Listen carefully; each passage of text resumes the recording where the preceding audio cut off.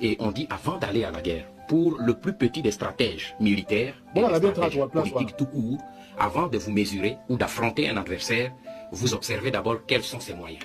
Quels sont ses moyens de frappe et quelles sont mes capacités de résistance et mes capacités de riposte. Et quand vous vous trouvez en position de force, vous pouvez engager l'épreuve. Mais si vous vous rendez compte que vous n'avez pas les moyens de résister, vous négociez. Qui ont l'intelligence dans les domaines militaires, qu'est-ce qu'ils disent par rapport à une guerre? Donc, lorsque vous avez déjà évalué ce que vous avez, les stratégies que l'ennemi utilise pour vous attaquer, vous regardez, vous aussi, les moyens de défense que vous avez, vous regardez les capacités de résistance que vous avez, les capacités de riposte, vous mesurez les conséquences de tout cela. À ce moment-là, vous allez comprendre est-ce que vous êtes en position de force ou en position de faiblesse par rapport à votre ennemi qui est en face de vous. Avant de vous engager dans une guerre contre votre adversaire, veuillez vérifier d'abord tous les moyens que vous disposez.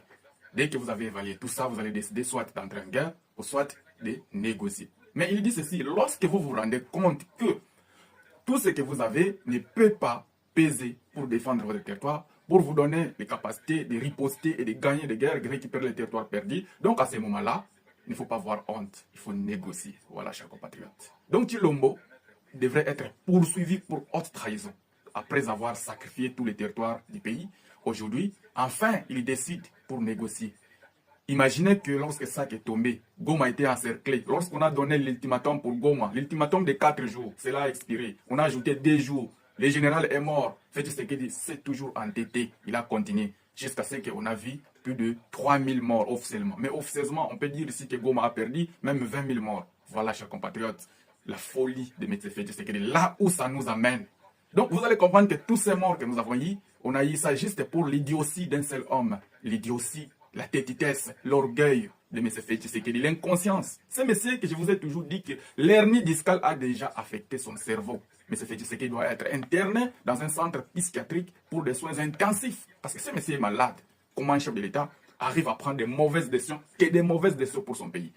Un homme intelligent, c'est celui-là qui se bat pour trouver des solutions pour son pays. Mais un homme sage, dit-on, lui, il fait des efforts pour éviter même les problèmes. Donc, cette guerre pouvait être évitée par des hommes sages. Mais comme on a un idiot, on a un ivrogne, un bourrique, des Tshilombo que vous voyez là, c'est un bourrique. Ce monsieur nous a amenés dans une folie. Voilà pourquoi nous avons aujourd'hui les négociations. Et dans cette table de négociation, chers compatriotes, je vous dis, Tshilombo n'a rien à offrir. Déjà, le 1-23 est fort sur le terrain de bataille. Le 1-23 a des territoires qu'il occupe, où il contrôle des minerais. Dites-moi, qu'est-ce que Tshilombo va donner au 1-23? C'est que le 1-23 n'a pas aujourd'hui. Donc, pour dire ici que le 1-23, dans cette table de négociation, ils vont dicter la loi à M. Tshilombo. Ils vont faire plier la République.